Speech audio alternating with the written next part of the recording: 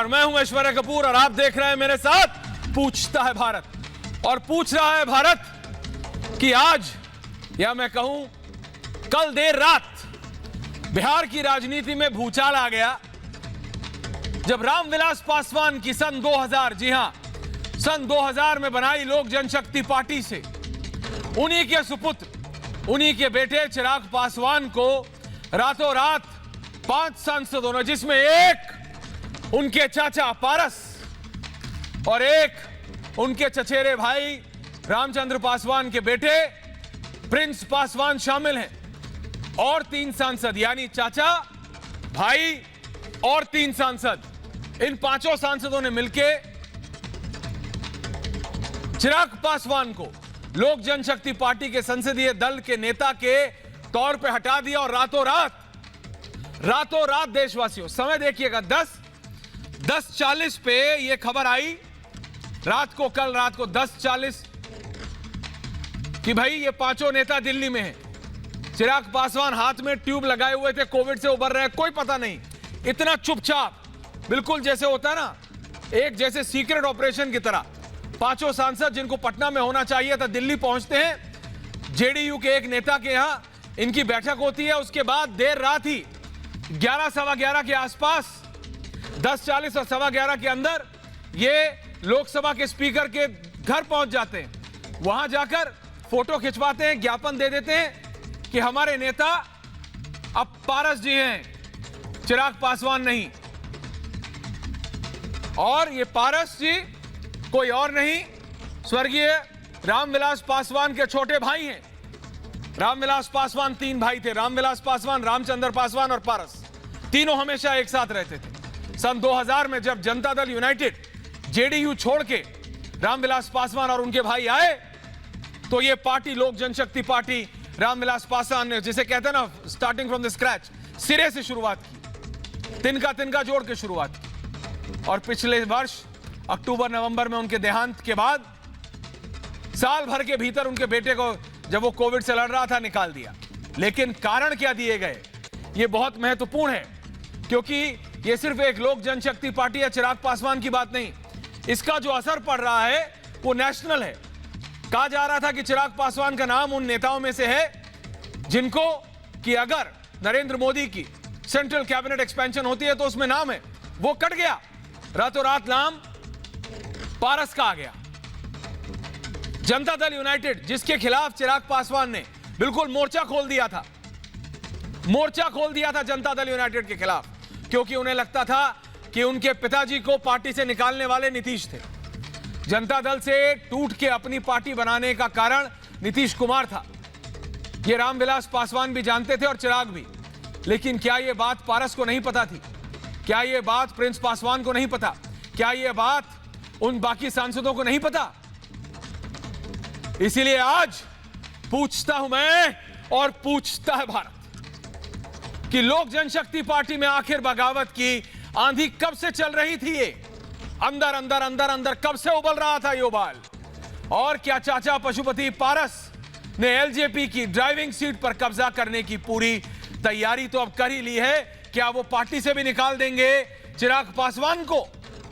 और आज तीसरा सवाल, पिछले साल बिहार चुनाव में नीतीश पर सियासी हमले चिराग कर भारी पड़ गए हैं क्या ये सब जेडीयू करा रही है? और आज सबसे बड़ा सवाल पूछता है भारत में, रामविलास पासवान तो चुनावी मौसम तक को पकड़ लेते थे, मगर चिराग पासवान अपनी ही पार्टी के भीतर मौसम को पकड़ने में कैसे चूक गए? इतनी बड़ी चूक कैसे, पूछता है भारत।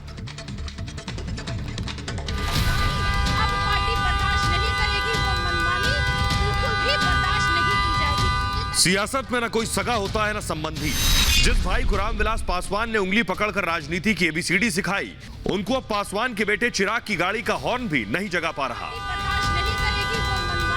ये तस्वीरें इस बात की गवाही दे रही हैं। रामविलास पासवान को राजनीति का सबसे बड़ा मौसम वैज्ञानिक कहा जाता था, मगर उनके बेटे चिराग पासवान घर और पार्टी के अंदर बदलती हवा को भी पकड़ न पाए और नतीजा चिराग तले बगावत हो गई। पार्टी लुटने के बाद चाचा पशुपति के घर पहुंचे चिराग गेट पर इंतजार करते रहे। 25 मिनट बाद दरवाजा खुला, मगर चाचा मिलने नहीं आए। उल्टे पांव चिराग के लौटने का मतलब साफ है कि पशुपति ने पार्टी ही नहीं, अपने घर का दरवाजा भी बंद कर लिया है। उन्होंने 4 सांसद महबूब अली कैसर, प्रिंस राज, चंदन सिंह और वीणा देवी के साथ मिलकर पार्टी में बगावत का बिगुल फूका और खुद संसदीय दल के नेता बन बैठे। एलजेपी के बंगले में तूफान लाकर पशुपति पारस मीडिया के सामने आए और पूरा ठीकरा चिराग के सिर फोड़ दिया। 99% वर्कर की भावना को अनदेखी करते हुए गठबंधन को उसने तोड़ दिया और गठबंधन तोड़ा भी तो दूसरे ढंग से तोड़ा, जिसका परिणाम ये हुआ कि बिहार में एनडीए गठबंधन कमजोर हुआ और लोक जनशक्ति पार्टी बिल्कुल समाप्ति के कगार पर चला गया। बदली हवा के बीच पशुपति पारस के सिपह सालार भी अब चिराग को नसीहत देने लगे हैं। कभी भी हम नहीं चाहेंगे कि हम लोग मर्ज कर, ऐसी बात भी नहीं है। पार्टी में हम लोग जदयू में मर्ज नहीं कर रहे हैं। मेरा तो ये सोच है कि चिराग जी भी साथ है तो बिल्कुल इंटैक्ट रहेगा और खाली चेंज ऑफ लीडरशिप होगा। साल 2000 में बनी एलजेपी में रामविलास के गुजरते ही अंदरूनी शहमात का खेल शुरू हो गया है। चाचा की सियासी चौसर पर अब चिराग ने नई चाल चली है। कलह खत्म करने के लिए फॉर्मूला पेश कर दिया, जिसके तहत चाचा पशुपति पारस को संसदीय दल का नेता और खुद पार्टी अध्यक्ष बना रहना चाहते हैं।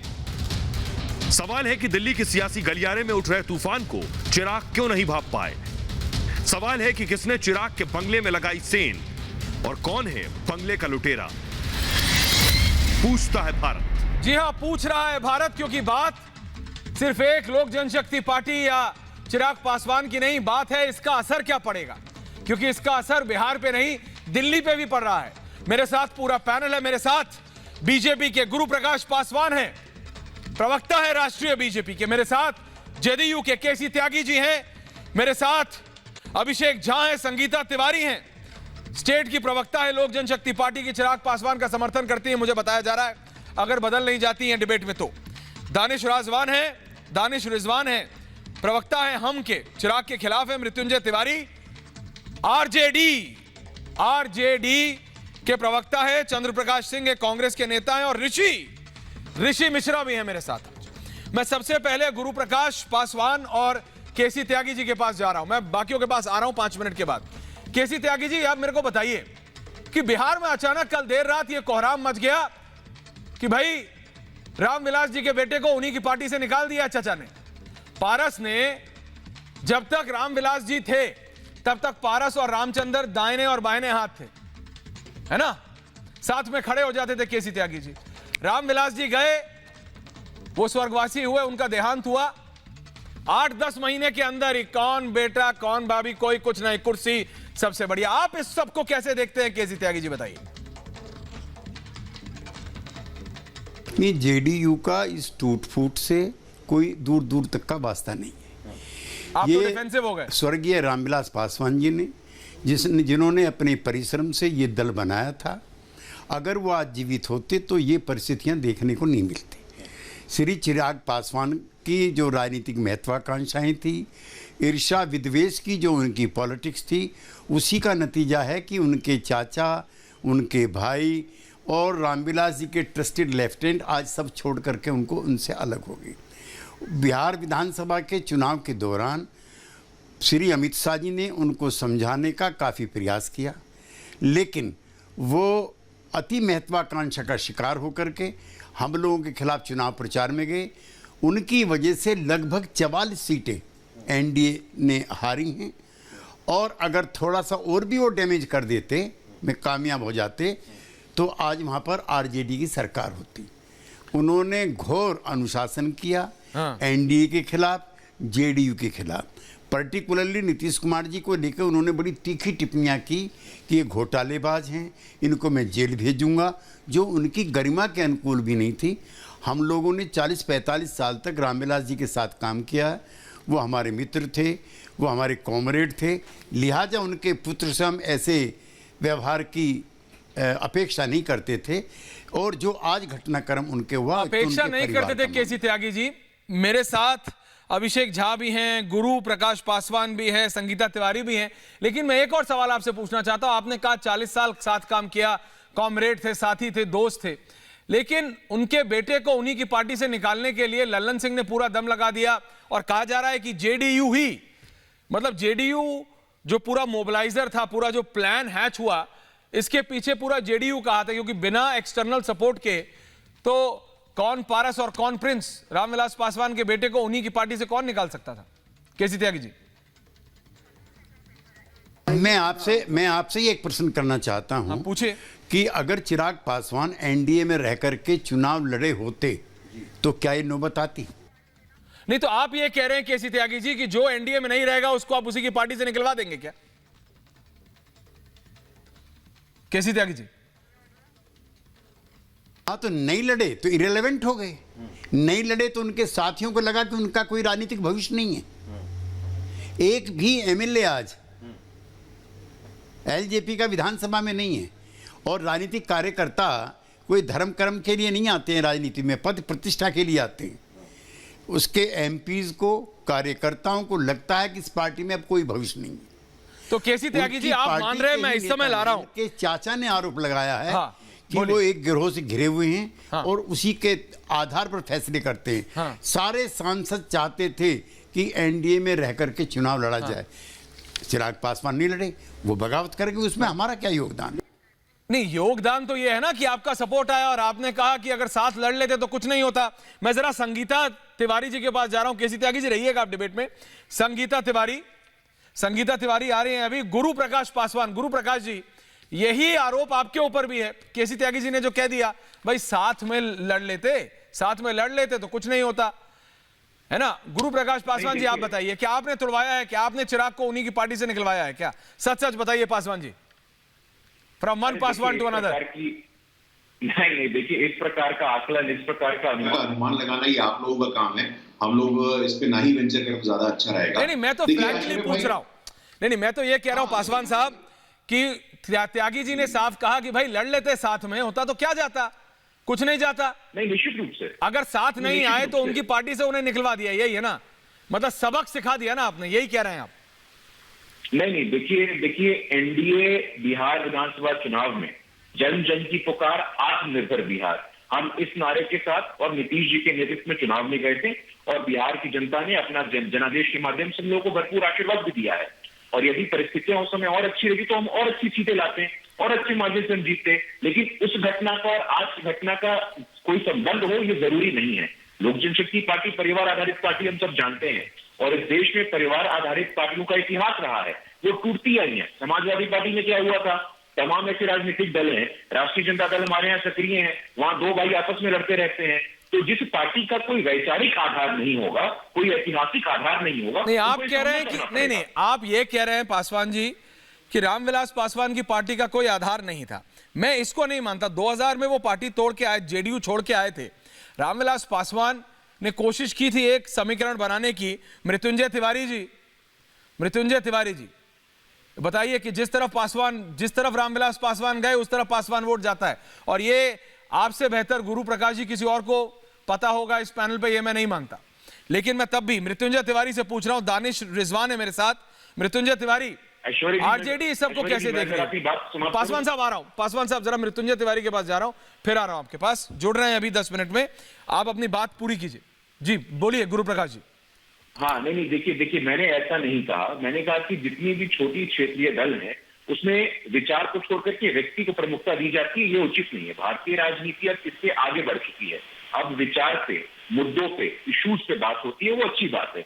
लेकिन आज का जो घटनाक्रम है वो शुद्ध रूप से लोक जनशक्ति पार्टी का आंतरिक मामला है, उनके परिवार का, उनके संगठन का आंतरिक मामला है। और हम सब कामना यही करेंगे कि जल्द से जल्द इस समस्या का समाधान निकाला जाए। भारतीय जनता पार्टी की जहां तक बात, दानिश रिजवान साहब। ऐश्वर्य भाई, दानिश जी, अगर कोई भी पॉलिटिकल पार्टी नहीं, मैं ये समझना चाह रहा हूं, लेकर कई लोग इसको चाचा भतीजा की लड़ाई बता रहे हैं, लेकिन ये चाचा भतीजा की लड़ाई से बहुत बड़ी है। अंदरूनी तो बहुत समय से चल रहा था ना, ये तो आप भी जानते हैं। बिहार का जो भी राजनीति कवर कर रहा है, रामविलास पासवान के खिलाफ कभी पारस या रामचंद्र खड़े नहीं हो सकते थे। रामचंद्र जी अब इस दुनिया में नहीं है, रामविलास जी ने, लेकिन पारस ने जिस तरह से हटाया है, और जो टाइमिंग है रिजवान साहब, टाइमिंग, कैबिनेट रीशफल की बातचीत चल रही है। चिराग का नाम उठा था, अब तो चिराग ना 3 में ना 13 में, अब तो जो भी है पारस है।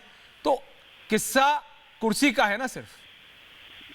देखिए अशर भाई, एक चीज है कि परिवारवाद की राजनीति, आपने कहा कि बेटे को निकाल दिया, अरे परिवारवाद की राजनीति सिर्फ राहुल गांधी जी के परिवार में चलेगी क्या? सिर्फ कांग्रेस पार्टी में चलेगी क्या? और देखिए कांग्रेस पार्टी का भी परिवारवाद अब खत्म हो रहा है।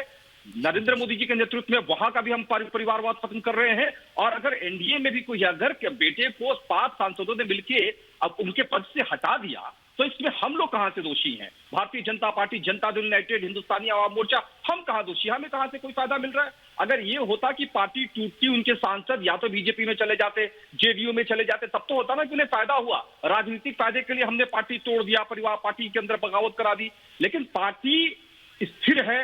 पार्टी के सांसदों ने यह तय किया कि हमारे नेता पशुपति पारस जी होंगे, सदन के भीतर भी हमारे नेता पशुपति पारस जी होंगे, पार्लियामेंट्री बोर्ड के चेयरमैन भी पशुपति पारस जी होंगे। तो इसमें भारतीय जनता पार्टी और जनता दल यूनाइटेड का कौन रोल है? देखिए पार्टी लोकतांत्रिक तरीके से चलती है और मैं धन्यवाद देता हूं पशुपति पारस जी को कि कम से कम आपने ये बताने का काम किया है और कांग्रेस पार्टी को ये सिखाने का काम किया है कि देखिए जब हम अपने परिवार में इस तरह का कर सकते हैं अभिषेक तो कांग्रेस पार्टी को भी अब बगावत करनी चाहिए। अभिषेक झा जेडीयू के प्रवक्ता हैं। झा जी जरा बताइए क्या आप ऋषि आ रहा हूं, ये उंगलियां हाथ बना के क्या होगा? आ रहा हूं, रुकिए ऋषि जी, कहा इतना आप मतलब उतावले हुए जा रहे हैं? झा जी जरा बताइए ये कि जेडीयू ने कितने समय से ये सब प्लानिंग चल रहा था चिराग को हटाने का? देखिए सबकी पटकथा तो खुद चिराग पासवान जी ने ही लिखी थी। अच्छा, अब दो बीज बबूल का तो हम कहां से? हाँ नहीं, चिराग पासवान जी ने ही इन सबकी पटकथा लिखी थी ना। अच्छा, कहीं ना कहीं उनका जो नकारात्मक रवैया था, उनकी जो नकारात्मक राजनीति थी चुनाव के समय से ही, उनकी पार्टी और दल के बहुत सारे नेता कार्यकर्ता लगातार पार्टी छोड़ रहे थे। वे लोग सबके सब ना खुश थे। वो सब जानते थे कि सिर्फ अपनी महत्वाकांक्षा को पूरा करने के लिए कोई इस तरह से पार्टी के राजनीतिक भविष्य को ताक पर रख दे, ऐसा नेता भला किसी पार्टी का नेतृत्व कर सकता है क्या? आमतौर पर कोई भी पार्टी जब चुनाव में जाती है ना या तो विचारधारा के साथ कभी सबर रखोगे जिंदगी में? कौनो डिबेट हो जाए यार, कोई डिबेट हो जाए, चिराग पासवान से लेके चीन तक, दूसरे को नहीं बोलने देंगे ऋषि मिश्रा। बोलने दीजिए, झा जी बोल रहे हैं, बोलिए झा जी।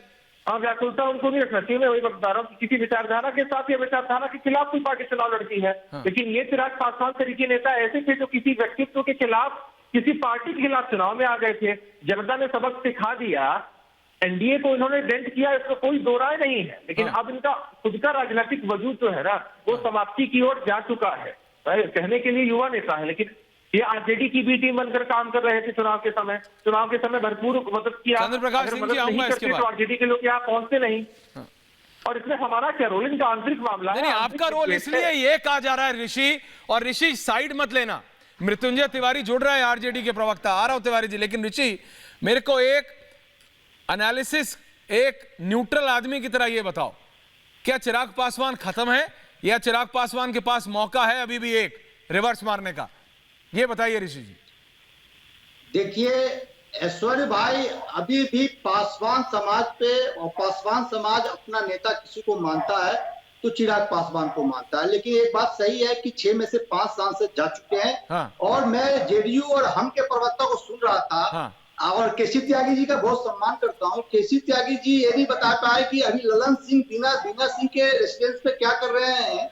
ललन सिंह के अध्यक्षता में ही 5 सांसद की मीटिंग हो रही है अभी। हाँ। वर्तमान का इनपुट बता रहा हूँ। और महेश हजारी सुन लीजिए, हमारे इनपुट आप दे दीजिए। के भांजे हैं। हाँ। बोलिए सुन लीजिए ना, सुन लीजिए। ऐश्वर्य भाई मैं बोलिए ज्ञान जाता हूँ। महेश हजारी जो रामविलास पासवान के भांजे हैं। हाँ। उनके माध्यम से और ललन सिंह के माध्यम से इन 5 सांसदों को तोड़ा गया है। और कहीं न कहीं बीजेपी का इनडायरेक्ट रूप से इसमें रोल है, क्योंकि ओम बिरला के कल घर पे बीजेपी के राष्ट्रीय महामंत्री क्या कर रहे थे, गुरु पासवान से पूछिए। बताइए गुरु पासवान, राष्ट्रीय महामंत्री गुरु पासवान जी बताइए, मौजूद थे। गुरु पासवान जी बताइए, जवाब दीजिए गुरु पासवान जी। गुरु पासवान जी, मृत्युंजय तिवारी आ रहा हूँ। गुरु पासवान, मृत्युंजय तिवारी, ऋषि मिश्रा बताइए। नहीं, ऋषि जी बहुत ही वरिष्ठ राजनीतिक विश्लेषक हैं और चीन से लेकर के चिराग वरिष्ठ बता दिया ऋषि। अब एक गिलास पानी पी लो पूरा वाला।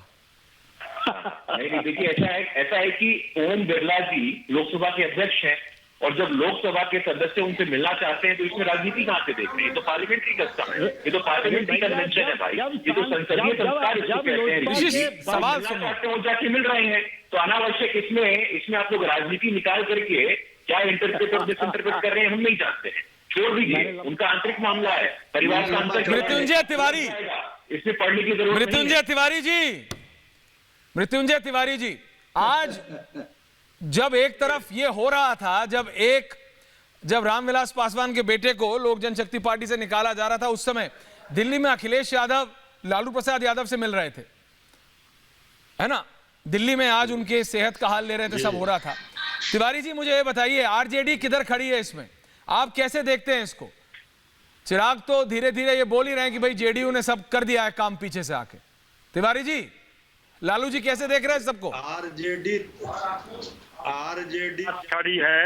हाँ। और जनता सब खेल देख रही है कि क्या क्या हो रहा है। जिनका साथ जनता ने छोड़ दिया वो अब दूसरे दलों के नेताओं को तोड़ रहे हैं।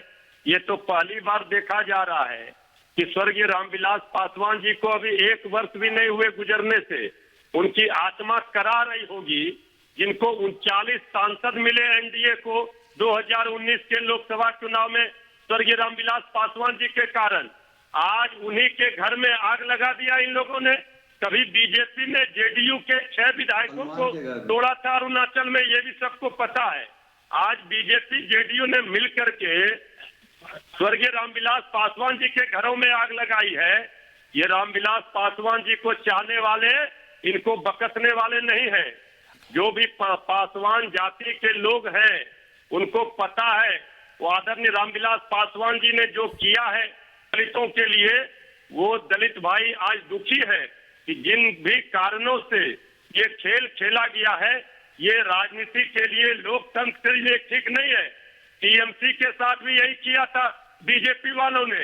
आज सारे लोग फिर टीएमसी में वापस जा रहे हैं, जो लोग टीएमसी छोड़कर बीजेपी में आए थे। अब यूपी में यही काम शुरू किया है। गुरु प्रकाश जी जवाब दे रहे हैं, बीजेपी के गुरु पासवान जवाब दे रहे हैं, काम नहीं करना है। बीजेपी के गुरु पासवान जवाब दे रहे हैं आपको, पासवान जवाब दे रहे हैं आपको। पासवान जी जवाब दीजिए। बोलिए गुरु पासवान। तिवारी जी बहुत ही सम्मानित नेता है, हमारे अभिभावक स्वरूप हैं, लेकिन ये जो झूठा दलित प्रेम है ना, जो दलितों के हित के हितैषी बन जाते हैं राष्ट्रीय जनता दल के लोग, मैं जरा इनको याद दिलाना चाहता हूँ। कास्ट वायलेंस, जातिगत हिंसा लालू जी के शासन में हुआ करती थी। लक्ष्मणपुर बातें क्या हुआ था चाचा? और अभी आप लोग बार बार बीजेपी पे आरोप लगाते हैं। रामविलास पासवान जी का कद बहुत बड़ा था और उनके विरासत से हक किसी एक व्यक्ति का या किसी एक राजनीतिक दल का नहीं है। उनको किसी एक पार्टी में, एक संगठन या एक जाति में बांधना बंद करिए। वो देश के नेता थे, वो राष्ट्र के नेता थे, जब वो सिर्फ लोक जनशक्ति पार्टी के नेता थे। इस मानसिकता से उनके साथ आपने के साथ भी यही हुआ था। मृत्युंजय तिवारी जवाब दे रहे हैं आपको। मृत्युंजय तिवारी गुरु पासवान, मृत्युंजय तिवारी गुरु पासवान जवाब दे रहे हैं। मृत्युंजय जवाब दे रहे हैं आपको। बोलिए। गुरु पासवान जी यंग लीडर हैं, वो अपना पक्ष रख रहे हैं। सवाल ये उठता है, जनता देख रही है, 1 वर्ष भी गुजरने से स्वर्गीय रामविलास पासवान जी को नहीं हुए और इस तरह से आपने घर में आग लगाई। श्री चिराग पासवान जी लगातार कह रहे थे कि हमारे राम है आदरणीय प्रधानमंत्री नरेंद्र मोदी जी, तो हनुमान थे चिराग पासवान जी। ये कलयुग में पहली बार हुआ कि राम ने हनुमान के घर में आग लगा दी। ये भी लोग देख रहे हैं, इसलिए ये लोग गुरु बोलने दीजिए, फिर आ रहा हूं। राजनीति में राजनीति में सूद और ब्याज के साथ बदला लिया जाएगा। ये जो तोड़ फोड़, खरीद फरोख्त की राजनीति कर रही है भाजपा और जेडीयू, इनको महंगा पड़ेगा आने वाले दिनों में। गुरु 5 सांसदों को तोड़े हैं। गुरु जी जवाब दीजिए और फिर आ रहा हूं मैं। चंद्र प्रकाश सिंह कांग्रेस के नेता है, पटना से जुड़े, उनके पास जा रहा हूं। कांग्रेस कहां है भाई? राम और हनुमान की बातें कांग्रेस और उनके साथी दल ना करें तो ही ठीक है। देखिए, देश की 130 करोड़ जनता के दिल में मोदी जी बसते हैं, इसीलिए देश की 130 करोड़। जरा मेरे को ये जरा समझाइए चंद्र प्रकाश सिंह जी, चंद्र प्रकाश सिंह जी, एक सेकेंड। तिवारी जी रुकिए ना, तिवारी जी रुकिए, तिवारी जी रुकिए ना जरा 2 मिनट। चंद्र प्रकाश जी को बोलने दीजिएगा कि नहीं दीजिएगा? चंद्र प्रकाश सिंह जी, चंद्र प्रकाश सिंह जी, आज जब देखा ना वो जो तस्वीरें गुरु जी ने भी देखी, ऋषि ने भी देखी होंगी। देखिए, जब तक रामविलास पासवान जी थे, चिराग पासवान को बिल्कुल सजा के बिल्कुल रखा जाता था। आप देख रहे हैं, आप कभी गए हो, मैं तो पत्रकार की तरह गया प्रेस कॉन्फ्रेंस करने, कभी उनका इंटरव्यू करने गया, तो बिल्कुल ऐसे रखा जाता था। ये है, कोई किसी की हिम्मत नहीं होती थी कि मतलब चिराग के ऊपर मतलब उंगली भी उठा ले। लेकिन आज मैंने देखा कि बिना गुरु, ये बहुत एक मतलब इंडिकेशन था that how desperate Chirag was. कोई सिक्योरिटी नहीं, कोई कुछ नहीं, अपनी गाड़ी खुद उठाई, पिताजी के घर से निकले, चचा के घर पे आ गए। और जिस घर पे उनके आने से मतलब अगर 12 जनपद से निकले हैं तो 18 नंबर पहले गेट खुल जाता था, वो 15 मिनट लगा दरवाजा खुलने में चंद्र प्रकाश सिंह जी। तो राजनीति में चाचा भतीजा सब देखा जाएगा बाद में, कुर्सी सबसे ज्यादा जरूरी, चंद्र प्रकाश जी, और ये साबित कर दिया आज कांग्रेस पे टूटने वाला। अरे राजनीति में तो आपने खेल देखा है पहले भी, सर्वेजी है तो बाप बेटा पति पत्नी का रिश्ता सब खत्म हो जाता है। ये तो चचा भतीजा का रिश्ता है, रिश्ता तो राजनीति में चलता नहीं है। हाँ। राजनीति में तो कुर्सी चलता है। अब देखिए जहां तक बात आप कर रहे हैं, हाँ। तो चिराग पासवान को तो चुनाव के टाइम में ही बीजेपी ने स्थापित किया था नीतीश कुमार को ठंडा करने के लिए। अच्छा? उनको उनका अभियान ही था कि नीतीश कुमार इस बार ना, एकदम बिल्कुल। ये अच्छा? तो नहीं, ये बताएंगे क्या, ये तो पूरा असेंबली के दौरान चिराग पासवान को बीजेपी ने जिस तरह से इस्तेमाल किया नीतीश कुमार के खिलाफ, वो पूरा देश उस समय देख रहा था, बिहार के लोग देख रहे थे। और चिराग पासवान ने बीजेपी के ही अधिकांश ऐसे लोगों को टिकट देकर लड़वाया जो बीजेपी के बड़े नेता थे, उनको दिया। तो अब देखिए ये तो नीतीश कुमार जी भी तो मंजे हुए राजनीतिक है ना, उन्होंने समय देख करके ये मौका देखा और चिराग पासवान से जो बदला लेना था वो नीतीश कुमार जी ने आप तो सही में बड़े वाले गुरु निकले लिया। और ये गुरु पासवान जी, आप तो बड़े वाले गुरु हैं, आपने कुछ बताया ही नहीं, पूरा तोड़ा है। आप चिराग पासवान को तब से सेट किए हुए, आपने बताया ही नहीं। आप तो सच में बड़े वाले गुरु निकले। अगर चंद्र प्रकाश जी की बात मानूं तो आपने तो बिल्कुल बड़े वाले गुरु निकले। आपने चिराग पासवान को कब से सेट किया हुआ? ऐश्वर्या भाई, हम गुरु ही नहीं है, गुरु भी है, प्रकाश भी और पासवान भी है जी। इसीलिए ये समझने की आवश्यकता मैं बताना चाहता हूँ मृत्युंजय तिवारी जी को। एक सेकंड चंद्र प्रकाश जी बोलने दीजिए ऋषि और दानिश रिजवान जी, बोलिए गुरु प्रकाश जी। नहीं, चंद्र प्रकाश जी देखिए, हमारे बिहार में एक कहावत है, थोथा चना बाजे घना। आप लोग हल्की बातें कर रहे हैं। अगर एक भी सबूत हो, एक भी साक्ष्य हो, अगर भारतीय जनता पार्टी की या जनता दल यूनाइटेड की कोई भूमिका है तो आज ऐश्वर्या कपूर के शो में मैं आपको चुनौती दे रहा हूं कि आप वो सबूत और साक्ष्य रखिए। पूछता है भारत, रखिए, हल्की बात मत करिए, बिना सबूत के आधार पे, बिना तर्क के आधार पे, बिना तथ्यों के आधार पे शुद्ध रूप से आप लोग राजनीतिक आरोप आप लोगों को खुद आत्मंथन करना चाहिए। अरे शांत रहिए, आपके बीच में हम नहीं बोल रहे थे। आपके यहाँ क्या हो रहा है, पंजाब में क्या हो रहा है हम बताएं? नवजोत सिंह सिद्धू और कैप्टन अमरिंदर सिंह आपस में लड़ रहे हैं। महाराष्ट्र में क्या हो रहा है? अरे अपना कुंबा संभालिए आप लोग, अपना परिवार नहीं संभल रहा है, अपना कुंबा नहीं संभल रहा है और हमारे ऊपर आप उंगली उठा रहे हैं। आपको भी आत्ममंथन करने की आवश्यकता है, आपको भी आत्मावलोकन करने की आवश्यकता है। 70 में से 12-13 को सीधे आई थी आपकी हैसियत क्या है बिहार में? बिहार की जनता आपको हाशिए पे लाकर दिखाया कर दिया है। अभी आप लोग आत्ममंथन करिए, आत्मावलोकन करिए, फिर हम लोग ऊपर प्रश्न क्या करिएगा। दानिश रिजवान, दानिश जी को नहीं मालूम होगा कि जीतनराम मांझी को पहली बार कांग्रेस ने ही टिकट दिया था विधानसभा का और देखिए आपको नहीं पता है कि पहली बार हवाई जहाज भी कांग्रेसी सरकार में आया है। इसका मतलब क्या है कि दूसरा हवाई जहाज क्या है? हम एक एक करके बोलिए, एक एक करके बात कर रहे हैं आप, क्या बात कर रहे हैं ऋषि जी? क्या इतिहास की? मेरे परदादा जी जमींदार हुआ करते थे तो हाथी का वो जो चेन है वो लेकर घूमे हम कि मेरे घर हाथी हुआ करता था। जीतनराम मांझी के प्रवक्ता का औकात नहीं है कि कांग्रेस पे आरोप लगाए। खुद 4 में से 3 विधायक। यही चीजें तो खा गई आपको। आप सिर्फ की बात करने लगते हैं। कांग्रेसियों में यही एंटीमेरिट है, 2 मिनट में आपकी बात करने लगते हैं। ब्रेकिंग न्यूज आ रही है मेरे पास, मैं रोक रहा हूं इस समय। प्रधानमंत्री के आवास में बहुत महत्वपूर्ण एक बैठक चल रही है। टॉप 4 मिनिस्टर्स इस समय मौजूद हैं, जिसमें राजनाथ सिंह है, जिसके अंदर नितिन गडकरी हैं, जिसके अंदर अमित शाह हैं और बीजेपी के राष्ट्रीय अध्यक्ष जगत प्रकाश नड्डा हैं। मेरे साथ मेरे रिपोर्टर अभी फोनों पे जुड़ रहे हैं, लेकिन ये बहुत महत्वपूर्ण खबर है। इस समय प्रधानमंत्री के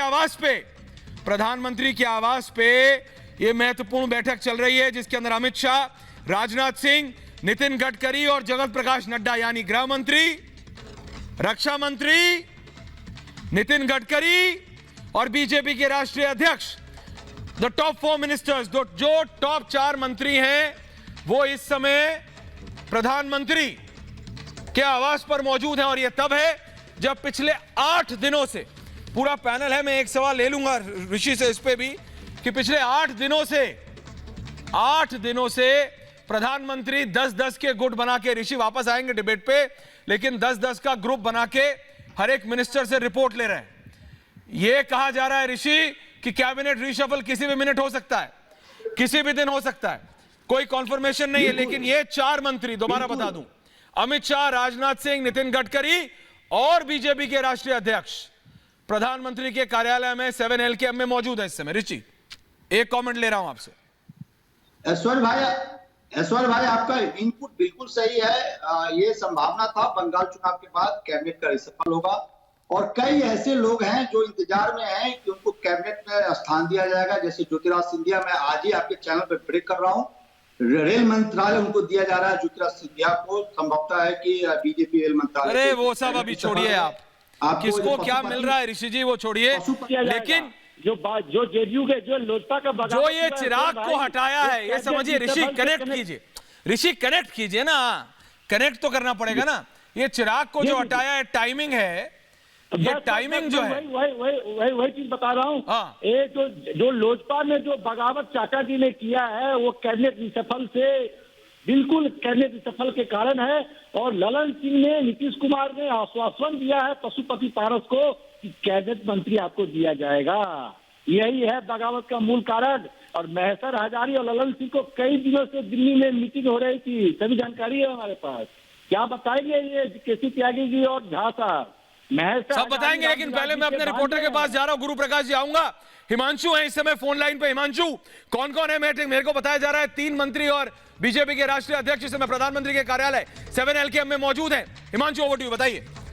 बिल्कुल प्रधानमंत्री के आवास पर ये बैठक चल रही है, अहम बैठक चल रही है। लगभग 20 मिनट हुए अभी इस बैठक को स्टार्ट हुए, और इस बैठक में राजनाथ सिंह मौजूद है, नितिन गडकरी मौजूद है, अमित शाह मौजूद है और जेपी नड्डा मौजूद हैं। निश्चित तौर पर अभी तक जो मंत्री रहे हैं उनके कार्यकाल की समीक्षा हो रही है, किसने कितना काम किया है, जिसमें कि आने वाले दिनों में जब एक्सटेंशन हो तो ये तय हो सके कि जो महत्वपूर्ण मंत्री उनको रखा जाए, और जो नए चेहरे हैं जिनके पास कैपेबिलिटी है उनको नई जगह दी जा सके। तो उसको लेकर एक पूरे प्रकार से ब्रेनस्टॉर्मिंग चल रही है, मंथन चल रहा है, और मंथन से कौन सा अमृत निकल कर आएगा ये देखने वाली बात होगी। ऐश्वर्या, बिल्कुल हिमांशु, बहुत बहुत धन्यवाद आपका। और मैं वापस जा रहा हूं चिराग पासवान को उन्हीं सी पार्टी से निकालने वाली खबर पे।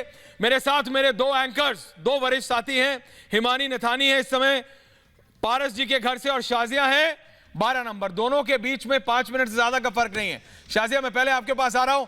क्या कोई नेता चिराग पासवान से मिलने आया? शाजिया, आप सुबह से हैं वहां? जी शाजिया।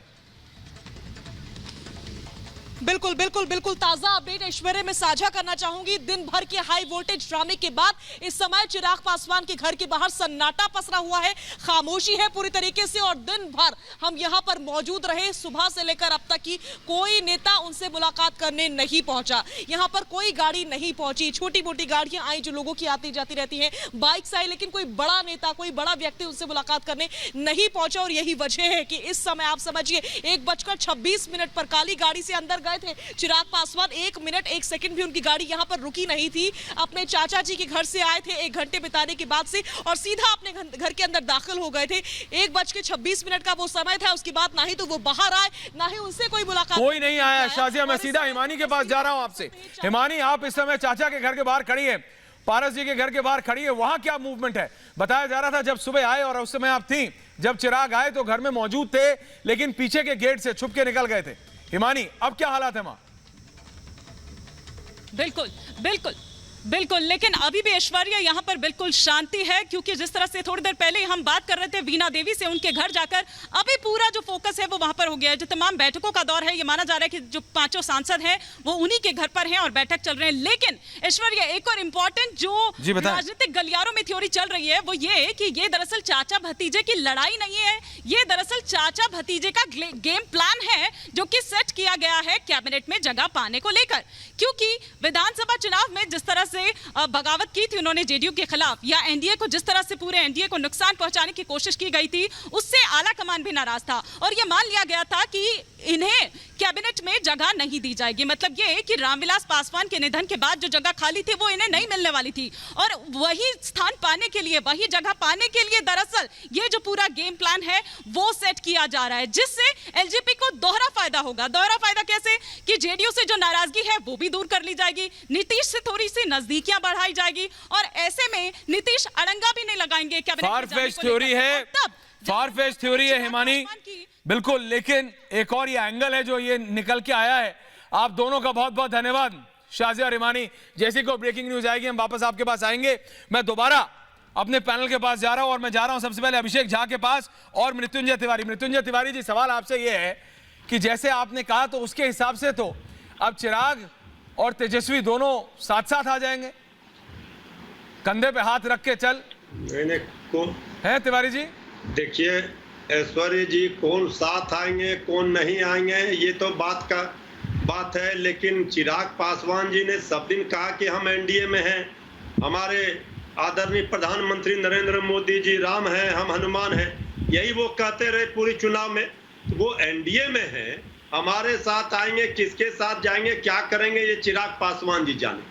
लेकिन स्वर्गीय रामविलास पासवान जी की आत्मा कराह रही होगी जो जेडीयू बीजेपी ने मिलकर जो किया है, जिस तरह का खेल क्यों भाई जेडीयू क्यों किया चिराग पासवान जी के। अभिषेक झा जी जवाब दीजिए, मृत्युंजय तिवारी जी बोल रहे हैं क्यों किया आपने, क्यों किया? देखिए अलग अलग थ्योरी लोगों को पेश करनी है, इसलिए मृत्युंजय तिवारी जी की बात में पहले भी सुन रहा था तो उसमें प्रोमिनेंट पॉइंट है। पहला पॉइंट ये है कि इन लोगों का इंक्लिनेशन चिराग पासवान जी की तरफ है, जो साबित करता है कि सचमुच चुनाव के समय चिराग पासवान जी की पार्टी ने इनकी बी टीम बनकर काम किया था, वरना इनका हश्र बहुत बुरा होता। और दूसरा कि इन लोगों ने इस पूरे मुद्दे को दलितों का रंग देना पूरा कोशिश की इन लोगों ने कि दलितों का रंग दिया जाए, कैसे भी करके समाज को तोड़ा जाए, समाज को पोलराइज किया जाए कि जहां भी पासवान जाति के लोग होंगे बड़े दुखित होंगे, बड़े रो रहे होंगे। अरे चिराग पासवान जी से बगावत अगर की भी है तो उनके चाचा नहीं की है। अगर आप जाति विशेष पर ही टिप्पणी करना चाहते हैं, ये उनका परिवार का आंतरिक मामला है, पार्टी का भी आंतरिक मामला है, लेकिन अपनी राजनीतिक रोटी पर ये लोग तोड़ता चाहेंगे तो राजनीतिक रोटी सेकने की क्रम में उन्होंने ये बात। और ये बात अभिषेक जी, और जो मेरा सवाल है गुरु जी, ये मतलब आपसे भी है लेकिन कांग्रेस से डायरेक्टली पूछ रहा हूं। चंद्र प्रकाश सिंह जी ये बताइए, इंदिरा गांधी को एक नहीं 2 बार कांग्रेस से निकाला गया था, एक नहीं चंद्र प्रकाश जी 2 बार कांग्रेस से निकाला गया था इंदिरा गांधी को, हुआ क्या था? तो अगर नेता में दम है तो आ जाएगा वापस, क्यों चंद्र प्रकाश जी? इंदिरा गांधी को जब 2 बार निकाला गया तब नहीं रुकी। सर्वे जी आप जो बोल रहे हैं नहीं बिल्कुल सर्वे जी आप जो बोल रहे हैं आपके बात में दम है। हाँ। और मैं आपको ये कह रहा हूं कि देखिए चाहे जो जितना बोल ले, बीजेपी कभी ये पसंद नहीं करेगी कि ये एलजेपी का जो कुनबा टूटा है या जो पारस मंत्री बन जाए एक अलग बात है, लेकिन बीजेपी को ये स्वीकार नहीं होगा कि ये जेडीयू के बी टीम बन करके काम करें और रहें। बीजेपी की भी नजर है और चिराग पासवान अभी क्या बोलेंगे आप इसका इंतजार करिए। और निश्चित रूप से गुरुजी टूट हुई है, नेता में दम है, तो मैं कहता हूं कि अगर जाति की बात करें तो चिराग पासवान आज अपने जात के अगर कोई लीडर है तो वो चिराग पासवान है। नहीं देखिए रामविलास पासवान के बेटे हैं, उसमें कोई द्वार नहीं। देखिए रामविलास पासवान की बात और थी गुरुजी, गुरु प्रकाश पासवान लास्ट नेम आपका और पासवान जी का एक है पासवान। लेकिन मैं ये कह रहा हूं जब 1970 में ओबरॉय साहब थे, एक एमके ओबरॉय, एमएस या फिर एमके, मैं नाम के एस बोल रहा हूं, उन्होंने चौधरी चरण सिंह को, किसानों का चौधरी चरण सिंह से बड़ा तो कोई नेता नहीं हुआ ना, उन्होंने चौधरी चरण सिंह को वेकेट से निकाल दिया था। गुरुजी अगर किसी ने भी थोड़ा सा भी पॉलिटिकल एनालिसिस या थोड़ा भी पढ़ाई की है, ऋषि उधर मुस्कुरा रहे हैं, पता नहीं ऋषि को पता है कि ऐसे हवा में हिला रहे हैं, लेकिन गुरुजी ये बता रहा हूं मैं आपको, ये बताइए कि चौधरी चरण सिंह को निकाला था 1970 में एमएस ओबरॉय ने। उसके बाद चौधरी चरण सिंह ने यह बोला था पार्टी से क्या होता है भाई, पार्टी क्या है, मेरा जो काम है वो बोलेगा। अगर चिराग पासवान ये बोल के खड़े हो जाए तो क्या चिराग पासवान जिन्होंने ये बोला था कि मेरे तो राम प्रधानमंत्री मोदी हैं और मैं उनका हनुमान हूं, क्या बीजेपी उनको एक्सेप्ट करेगी? ये बताइए। देखिए ऐश्वर्य भाई हमें सबसे पहले ये समझने की आवश्यकता है कि जैसा मैंने पहले कहा कि देश के नहीं एक्सेप्ट करेगी क्या नहीं गुरु जी, फिर आप वो गुरु वाली बात कर देते हैं, फिर आप गुरु प्रकाश पासवान से पूछ रहा हूं मैं गुरु प्रकाश पासवान से पूछ रहा हूं, सिर्फ गुरु से नहीं पूछ रहा हूं। ये बताइए, अगर चिराग पासवान बोले ठीक है मेरे पिताजी की पार्टी मेरे चाचा ने मुझसे छीन ली, सारा परिवारवाद को याद से तो है नहीं, इतने 7 साल से आपके साथ है तो आपको पता है क्या है पार्टी क्या असलियत। अगर वो बोले कि मेरा काम बोलेगा और मैं रामविलास पासवान का वोट बैंक अपने साथ ला रहा हूं और मैं निकलूंगा सड़कों पे, क्या बीजेपी जिस तरह से एलजेपी के साथ थी क्या चिराग पासवान को समर्थन करेगी क्या नहीं? गुरु जी बताइए। देखिए ऐश्वर्य जी, बिल्कुल आपका सीधा प्रश्न है, मैं सीधा जवाब देना चाहूंगा, लेकिन थोड़ा समय दीजिएगा मुझे। देखिए राम हनुमान की बात मैं एक बार के लिए और हमेशा के लिए स्पष्ट कर देना चाहता हूं। देश के 130 करोड़ लोग जिन्होंने अपने आशीर्वाद से प्रधानमंत्री मोदी जी को दिल्ली में बैठाया है, उन सबके दिल में मोदी जी बसते हैं और हम सब प्रधानमंत्री जी के हनुमान है। अगर ऐसी स्थिति आई तो भारतीय जनता पार्टी आज देश की नहीं दुनिया की सबसे बड़ी राजनीतिक पार्टी है और जो भी व्यक्ति करना चाहे राम के नाम पे जमीन घोटाला किया आप लोगों ने। ऋषि जी देखिए सुन लीजिए जरा, ध्यानपूर्वक सुनिएगा। भारतीय जनता पार्टी में विचार सर्वोपरि है। हम लोग एकात्म मानववाद सांस्कृतिक राष्ट्रवाद के नारे से निकले हैं। हमारे लिए अंत्योदय सर्वोपरि है। हमारे लिए व्यक्ति कोई विचार मानी नहीं रखता है। हमारे हमारे बोलो ऋषि बोलो क्या बोलो ऐश्वर्य भाई एक पत्रकार के नाते मैं बता दूं, वर्तमान परिस्थिति में भाजपा कभी भी चिराग पासवान को एक्सेप्ट नहीं करेगी। यदि भाजपा एक्सेप्ट करती है तो बिहार में सरकार गिर जाएगी, नंबर 1। नंबर 2, मैंने चिराग पासवान क्या कहते हैं ये गुरु पासवान से सवाल किया। आज कल ओम बिरला आपके राष्ट्रीय महामंत्री मौजूद थे, जब लोजपा के जो बगावत किए हुए सांसद पहुंचे तो आपके एक राष्ट्रीय महामंत्री ओम बिरला के घर पे थे। तो कहीं न कहीं बीजेपी के सह पे ये बगावत हुआ है, ये गुरु पासवान को मानना होगा। ये कहीं न कहीं नहीं मान रहे प्रेसिडेंट के लिए चंद्र प्रकाश सिंह, मृत्युंजय तिवारी, दानिश रिजवान। गुरु जी आ रहा हूं, इसके बाद देखिए आप फिर बोलेंगे कि वो तो ओम बिरला जी के घर गए थे, उसमें राजनीति नहीं है। अभिषेक झा ने बोला हमारा कोई हाथ नहीं है। मैं ये सवाल जरा मृत्युंजय तिवारी जी से पूछ रहा हूं। मृत्युंजय तिवारी जी देखिए, कई बार होता है कि चीजें मतलब आपको दिख रहा होता है कि चीजें सुधर सकती हैं, वापस जुड़ सकती हैं। दानिश, ये ऐसी हो गई हैं चीजें रिजवान साहब कि दिख रही है कि जुड़ेंगी नहीं। ये 2 दिन में टूटे कि 2 हफ्ते में टूटे कि 2 महीने में टूटे, टूटना तय है। अब 2 फाड़ हो चुकी है लोजप। 2 फाड़ नहीं हुई है ऐश्वर्य में, वही कई बार कैसे जरा समझाइए, कैसे 5 सांसदों ने मिलकर, देखिए 6 सांसद है लोक जनशक्ति पार्टी के, 5 सांसदों ने मिलकर वोट करके तय कर दिया कि हमारे नेता चिराग पासवान की जगह पशुपति पारस होंगे। तो इसमें 2 फाड़ का सवाल कहां से उठा? नहीं, और आज देर रात दानिश जी और मृत्युंजय तिवारी जी जरा बताइएगा, अगर आज देर रात गुरु आज देर रात या कल सुबह ये 5 सांसद जाते हैं चीफ इलेक्शन कमिश्नर के पास, देर रात तो नहीं जा सकते, कल जाएंगे, और अगर गए और बोले कि अब हम हैं लोजपा, क्योंकि भाई पार्टी के राष्ट्रीय अध्यक्ष कौन? रामविलास पासवान पार्टी का राष्ट्रीय अध्यक्ष किसको बना के गए थे? सुन तो लीजिए दानिश साहब। नहीं ऐसा देखिए, वो चिराग पासवान को बना के गए थे। उन्हें पता है कि पार्टी के देखिए गाइडलाइन है। मैं आपको बात बता दूं, मैंने भी लोजपा का कॉन्स्टिट्यूशन आज तक पढ़ा नहीं था, कल रात को पढ़ा है देर रात में, फटाफट जल्दी की है क्या? तो उसके अंदर भी ये है कि अध्यक्ष के पास ये पावर है। मैं सच बता रहा हूं, मैंने नहीं पढ़ा था, क्योंकि किसको लगता था भाई रामविलास पासवान वो व्यक्ति थे कि 6 महीने पहले बताते थे कि ये आ रहा है कि ये, और वो डिसाइड कर लेते थे, तो उधर कोई फाइट ही नहीं होता था। लेकिन उनका मेरे को पढ़ना पड़ा कॉन्स्टिट्यूशन की, भाई अब पार्टी में उधर पुधर हो रहा है, क्या हो रहा है। तो उसमें ये अध्यक्ष के पास ये ताकत है दानिश जी, चंद्र प्रकाश जी, ये ताकत है कि वो चाहे तो बहुत सारे डिसीजंस को रोक सकता है सांसद के, और जो लेजिस्लेटिव पार्टी का लीडर है उसका चयन वो किसी भी दिन बुला सकता है। तो ये 5 सांसद किसी भी हाल में उनको चिराग पासवान को अध्यक्ष नहीं रहने देंगे। ऐश्वर्य आज में 5 सेकंड में मैं समझा देता हूं। हाँ बताइए। देखिए, पार्टी के सांसद या पार्टी के विधायक तय करते हैं कि हमारा सदन के अंदर नेता कौन है। ये किसी भी पार्टी के कॉन्स्टिट्यूशन की बातें बिल्कुल करते हैं, ये भारत के संविधान की बातें हैं, और भारत का लेकिन छठे से पूछोगे तो, छठे से पूछोगे तो छठा तो आईवी लगाए हुआ था, छठे के तो नसों में आईवी जा रही थी, दवाई जा रही थी। इंडियन कॉन्स्टिट्यूशन में इस बात का कहीं कोई जिक्र नहीं है।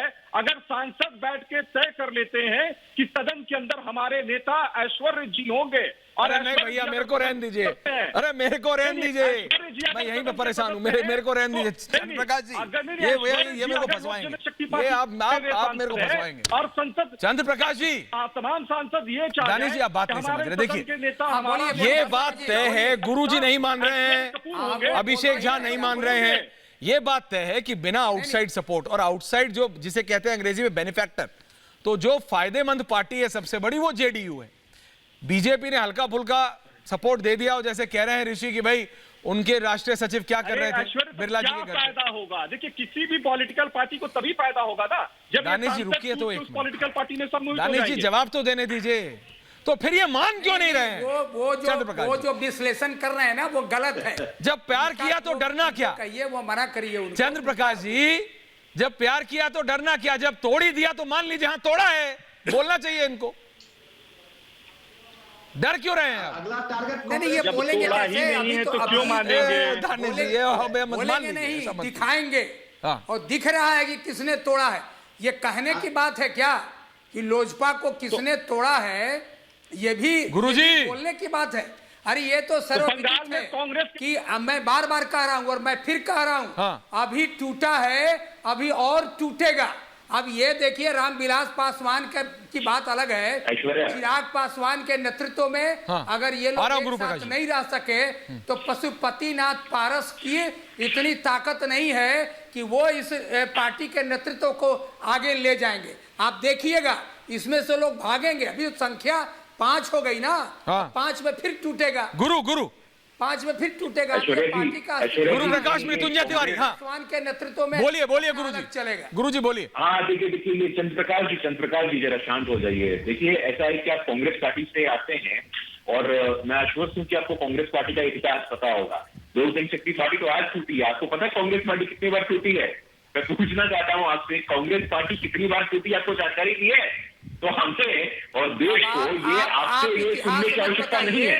कांग्रेस पार्टी का विघटन जितने बार हुआ है, आप लोगों के पास तो कोई एक एक करके देखिए, मैं इनके बारे में नहीं बोल रहा था। प्रकाश जी का शांत हो जाइए, बोलिए। ग्रैंड ओल्ड पार्टी है, आप लोग ग्रैंड ओल्ड पार्टी है, थोड़ा विनम्रता का परिचय दीजिए तो बेहतर होगा। देखिए कांग्रेस पार्टी इस देश के राजनीतिक इतिहास में सबसे ज्यादा बार टूटने वाली पार्टी है, विघटित पार्टी है। कांग्रेस आई, कांग्रेस जे, कांग्रेस के, कांग्रेस एम, मुझे लगता है ए। देखिए गुरु प्रकाश जी, वो तो बात मत कीजिए। एनसीपी और टीएमसी भी कांग्रेस ही है। एनसीपी और टीएमसी भी, शरद पवार, ममता बनर्जी क्या है? कांग्रेस।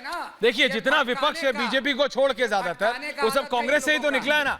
लेकिन मृत्युंजय तिवारी जी, कुछ और करेंगे। एक महत्वपूर्ण सवाल दोबारा आपसे पूछ रहा हूं, क्या मैं अगले 60 दिनों के अंदर चिराग पासवान और तेजस्वी यादव को, और जनता देख रही है, पूछता है भारत, क्या हाथ में हाथ डाले एक साथ देखेगी बिहार की जनता और देश की जनता? मृत्युंजय तिवारी जी